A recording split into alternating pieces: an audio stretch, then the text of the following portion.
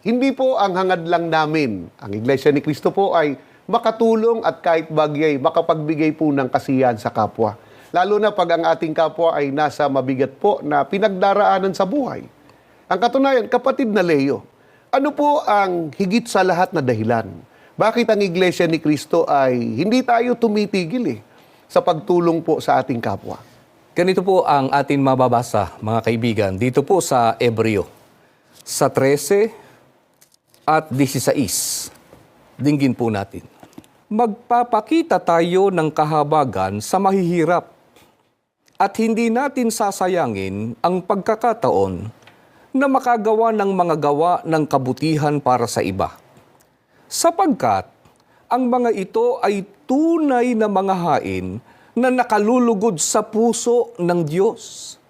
Mga kaibigan, maliwanag po sa talatang ating binasa, hindi natin sasayangin ang pagkakataon na makagawa ng mga gawa ng kabutihan para sa iba sapagkat ang mga ito ay tunay na mga hain na nakalulugod sa puso ng Diyos.